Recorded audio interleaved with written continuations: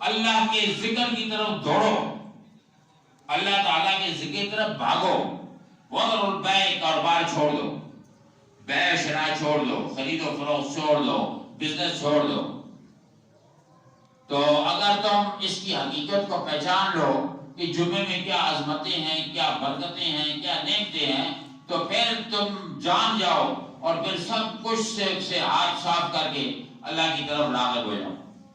یا ایھا الذین آمنوا اذا نودی للصلاۃ من یوم الجمعۃ فاسعوا الی ذکر اللہ وذروا البیع ذلکم خیر لکم ان کنتم تعلمون واذا رأوا تجارۃ او لهوا انفضوا الیہا وترکوک قائما قل ما عند اللہ خیر من اللہو من التجارۃ ولو خیر الرازقین۔ تم اگر تجارت کی بات کرتے ہو تو یہ بتاؤ کہ اللہ سے بہتر اور اللہ کے گھر سے بہتر، اللہ سے تعلق سے بہتر کون سی تجارت تمہیں فائدہ دے گی؟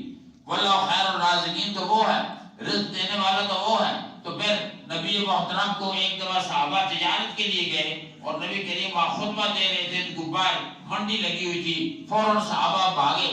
تو اس کے بعد یہ سورت ہے، یہ آیت نازل ہوئی سورت جمعہ، اور اس میں تنبیہ کر دی گئی۔ میرے دوست اور بزرگوں، ہم اس حقیقت کو نہیں سمجھتے۔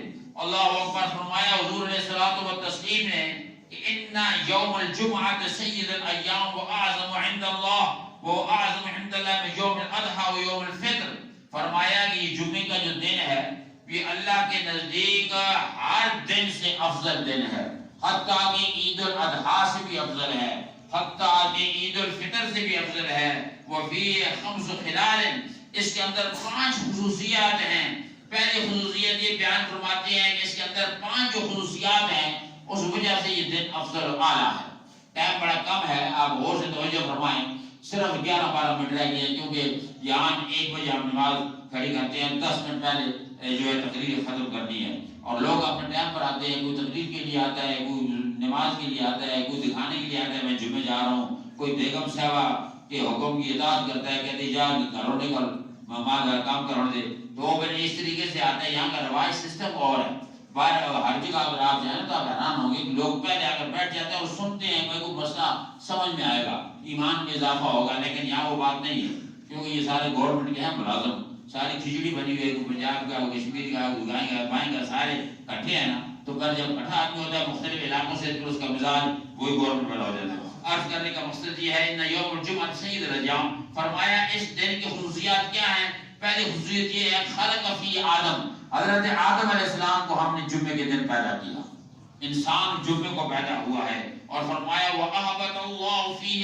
آدَمَ إِلَى الْأَرْضِ، اور یہی دن تھا جس دن حضرت آدم کو جنت سے آسمانوں سے زمین کی طرف اتارا گیا۔ جب کہا تھا پھل نہیں کھانا تو پھل کھا لیا، پھل کھانے کے بعد ان کو زمین کی طرف اتارا گیا۔ وَفِيهِ تُوَفَّى آدم، اور جمعے کے دن ہی حضرت آدم علیہ السلام کا انتقال ہوا۔ حدیث میں آتا ہے جو بندہ جمعے کے دن فوت ہو جائے اس میں قبر میں اس سے سوال نہیں ہوتے، من ربوں کا، تیرا رب کون تھا، تیرا دین کیا ہے، تیرا اس نبی کے بارے میں یہ سوال نہیں ہوتے۔ کہتے ہیں تو سو جا آرام سے۔ مومن جو جمعے کو فوت ہو جائے، مومن نیک اعمال والا، تو اس کا یہ حال ہوگا۔ اگر بے ایمان فوت ہو تو اس سے تو ظاہر پوچھا جائے گا۔ اور فرمایا کہ یہ توفہ آدم، اس کے اندر آدم علیہ السلام کا انتقال ہوا جمعے کے دن۔ اور پھر فرمایا وَفِي سَاعَةٌ لَا يَسْأَلُ اللَّهُ فِيهَا فِي الْعَبْدِ شَيْئًا إِلَّا أَعْطَاهُ، اس کے اندر 1 سیکنڈ اور 1 لمحہ ایسا ہے کہ اس میں آپ جو بھی اللہ سے مانگے اسی وقت آپ کو ملے گا، دیر نہیں لگے گی، لیکن اس لمحے تک پہنچنا، اس لمحے کو پہچاننا یہ ذرا آسان بات نہیں ہے، یہ مقدر کی نصیب کی بات ہوتی ہے۔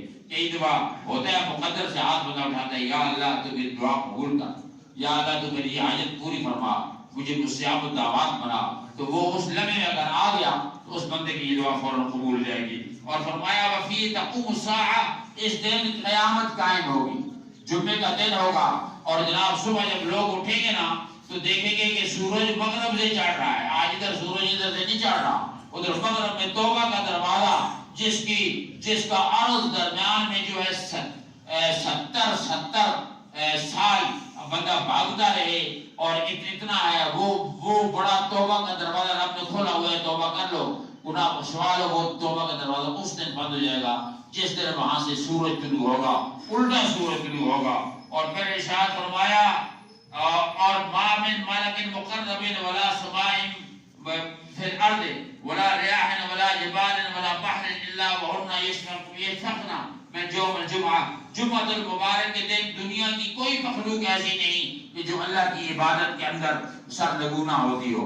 اور یعنی جمعے کے دن ہر مخلوق، خواہ جنگل کے جانور ہیں، خواہ سمندر کی مچھلیاں ہیں، خواہ طیرات اور حشرات الارض ہیں، اور یہ ہر مخلوق، خواہ جنات ہیں، ملائکہ ہیں، فرشتے ہیں، سب اللہ کی طرف راغب ہو جاتے ہیں. اللہ نے جمعے کو اتنا عظیم بنایا. حدیث پاک میں آتا ہے کہ ایک مرتبہ جبریل علیہ السلام آسمان سے نازل ہوئے. ان کے ہاتھ میں ایک شیشہ تھا، شیشہ لے کر آئے پیارا آقا کے سامنے. تو آپ نے فرمایا جبریل یہ کیا ہے؟ عرض کی اللہ نے آپ کو تحفہ بھیجا ہے، یہ تحفہ ہے. انہوں نے حضور نے فرمایا کہ یہ جو تحفہ ہے شیشے کا تحفہ بھیجا ہے، اور تو اتنے، اللہ تو خالق کائنات ہے، مالک کائنات ہے، اور شیشے کے علاوہ اور کوئی تحفہ اس نے کیوں نہیں بھیجا؟ اور کیوں شیشہ؟ انہوں نے کہا کہ اے اللہ کے رسول، اللہ تعالیٰ نے ساری مخلوق میں سب سے حسین و جمیل آپ کو پیدا کیا، حسن میں، علم میں، حلم میں، کردار میں، کریکٹر میں سب سے افضل آپ ہیں، آپ سے کوئی افضل نہیں. اس لیے شیشہ بھیجا ہے تاکہ اپنا خود دعا کا چہرہ دیکھیں، واللیل کی زلفیں دیکھیں، مازا کی آنکھیں دیکھیں، تاہا کی کالی کملی دیکھیں، اور رب کی طرف سے اس کا شکر ادا کریں کہ آپ کو اللہ نے اتنی عظمت کے ساتھ بھیجا.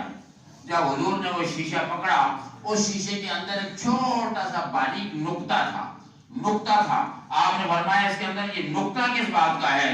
جبریل نے عرض کی یا رسول اللہ صلی اللہ علیہ وسلم دائما ابدا، جو اس کے اندر نقطہ ہے یہ جمعے کا دن ہے، یہ پورا شیشہ جمعے کا دن ہے، اور اس کے اندر جو نقطہ یہ ایک لے کر یہ فجر طلوع ہونے کے بعد سے لے کر جو غروب آفتاب تک وہ گھڑی ملتی ہے وہ ساعت ہے. تو اللہ تعالیٰ نے ایسی ساعت رکھی ہے تاکہ بندہ اللہ تعالیٰ سے جو چاہے اللہ اسے عطا فرما دے. اور شان رمضان کے اندر اللہ نے اس جمعے کو منتخب فرمایا. یہ جو جمعۃ الوداع ہے یہ آخری جمعہ ہوتا ہے، لیکن اس کے اندر اللہ تعالیٰ بڑے بڑے گناہگاروں کے گناہ کو بخش دیتا ہے. فرشتے آتے ہیں، مصافحہ کرتے ہیں.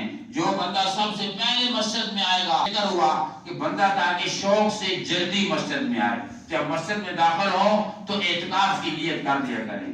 آپ کو اس ایک ایک لمحے کا، ایک ایک سانس کا اجر و ثواب ملے گا جب آپ اعتکاف کی نیت کریں گے. اور جناب نویت سنت الاعتکاف، یا اللہ میں اعتکاف کی نیت کر لو، اتنا کہہ دیں تو آپ کو اجر ملے گا.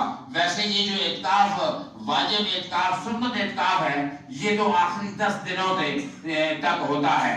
اور دوسرا جو اعتکاف ہے وہ آپ نماز کے دوران آئیں تو بھی کر سکتے ہیں، اور اگر چند لمحے کے لیے مسجد آئیں تو بھی کر سکتے ہیں. اس میں پھر آپ کا بول چال اور بات کرنا وہ سب جائز ہو جاتا ہے.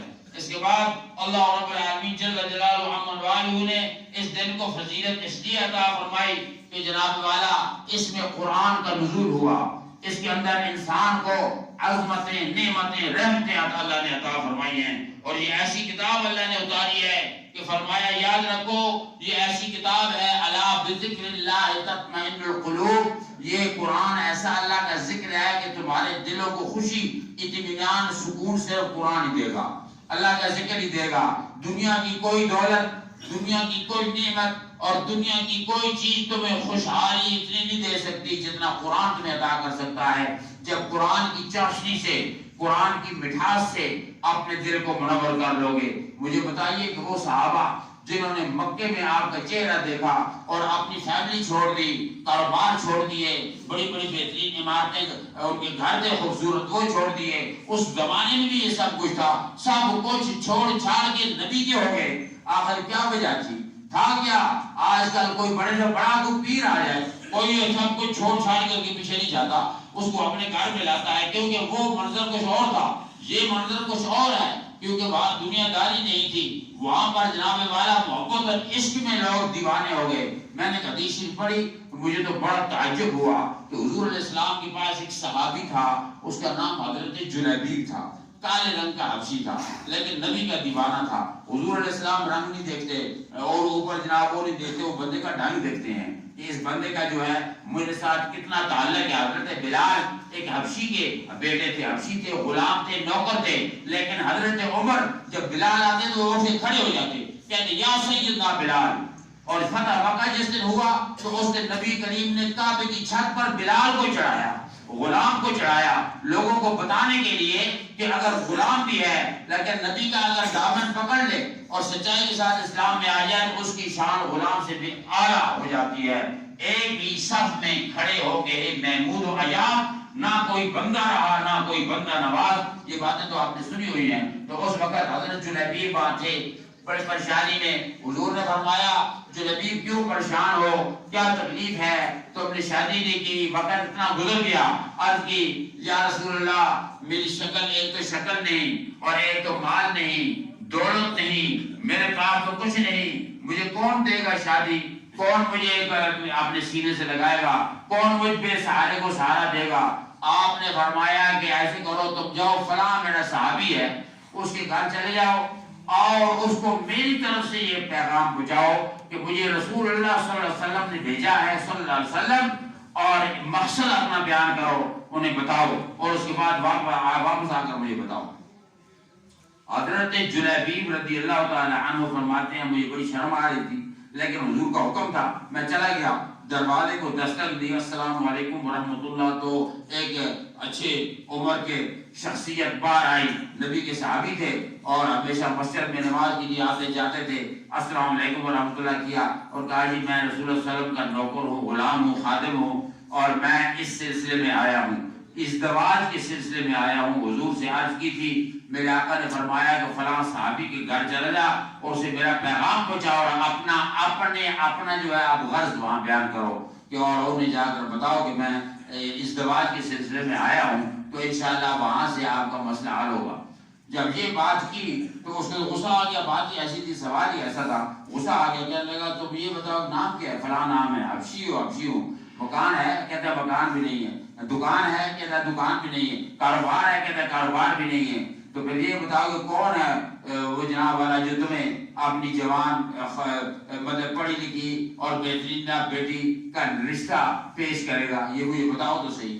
یہ باتیں وہ کر رہا تھا. وہ ایک دنیا دار انسان تھا، ذہن اس کا دنیا کا تھا. اندر اس کی بیٹی وہ سن رہی تھی جو نبی کی دیوانی تھی، نبی کی عاشق تھی. وہ یہ ساری باتیں سن رہی تھی. سننے کے بعد وہ پردے میں باہر آ گئی اور کہنے لگی غور کر ابا نہ اس کے رنگ کالے کو تو دیکھ، غور کر ابا نہ اس کے رنگ کالے کو تو دیکھتا ہے تو پھر تو اس کے بھیجنے والے کو دیکھتا ہے تو پھر تو اس کے بھیجنے والے کو دیکھ. میں نے مانا رنگ ہے کالا اور حسن میں بھی ماند ہے، پر بھیجنے والا تو اس کا چودھویں کا چاند ہے. پھر عاشق نے کہا کہ چاند سے تشبیہ دینا کیا یہ تیرا انصاف ہے؟ چاند پر ہیں چھائیاں، حضرت کا چہرہ صاف ہے، اور تیری بیٹی اس کے کالے رنگ پر مسرور ہے، اور کالی کملی والے کی مرضی مجھے منظور ہے. اللہ اکبر. میرے آقا کو یہ واقعہ سنایا جلیبیب نے جب آ کر وہ، اور میرے آقا نے فرمایا کہ یہ جو میری بیٹی ہے اور مجھ پہ ایمان لانے والی ہے، جنت کی حوروں کی یہ سردار ہوگی اور جنت کی حوریں اس کے پاؤں دھویا کریں گی، اور اس کا یہ منظر اور مقام ہے. خدا قال پیارے آقا صلی اللہ علیہ وسلم کی محبت یہ سب کچھ ہے. جان نے ایمان کی ہے، جان حب مصطفیٰ اور بجز حب نبی مردود ہے ذکر خدا. حب مصطفیٰ کیا ہے؟ حب مصطفیٰ یہ نہیں سمجھ میں ایسے کرتا ہوں، نعت پڑھ لیتا ہوں، نہیں. حب مصطفیٰ آگے جائے گی تو اپنا لبادہ مصطفیٰ جیسا پہننا پڑے گا، رزق مصطفیٰ کی طرح کھانا پڑے گا، اپنے چہرے کی نشو و نما مصطفیٰ جیسی کرنی پڑے گی. علامہ اقبال کہتا ہے کہ شور ہے ہو گئے مسلمان دنیا میں نابود. میں یہ کہتا ہوں کہ تھے بھی کہیں مسلمان موجود، وضع میں تم ہو نصارا تو تمدن میں ہنود. یہ مسلمان ہیں جنہیں دیکھ کے شرمائیں یہود. یہ وہ مسلمان ہیں میرے دوست اور بزرگوں. اللہ کی بارگاہ میں دعا کرو اللہ ہمیں سچا مسلمان بنائے. یقین جانو یہ سب کچھ فضول ہے، یہ سب کچھ دھوکہ ہے، یہ دنیا سب دھوکہ ہے. یقین جانو کہ میں بات اس لیے کر رہا ہوں کہ آپ کو سبق ملے. میرا ایک ماموں کا بیٹا تھا اور 45 سال کا کڑیل جوان تھا، اور ہمارے اٹک کے علاقے میں جو لوگ ہوتے ہیں بڑی بڑی گاڑیاں اغوا کر لیتا تھا. یہ بڑے بڑے جناب گورنمنٹ کے جو ہے نا ان کے ساتھ ٹکر لگا لیتا تھا. آج زندگی اس کی جیل میں آج بار گزری، ابھی وہ کالی فوت ہوا بیچارہ. تو کہنے کا مطلب یہ ہے کہ وہ میں اس کو سمجھایا کرتا تھا کہ دیکھو مجھ سے اس کی ایسی اور چہرہ اگر دیکھیں گے آپ تو دیکھیں گے واقعی تو یہ مطلب ہے. لیکن جب موت آئی تو کہتے ہیں جی ایسے صبح نکلا جو بس گرا، گرنے کے بعد وقت نہیں ملا. عرض کرنے کا مقصد یہ ہے کہ موت سے ڈرو اور ہمیشہ وہ کام کرو جس میں رب کی رضا ہو. عاجزی اختیار کرو، اخلاق اچھے کرو. لڑنے جھگڑنے سے کوئی فائدہ نہیں ہے.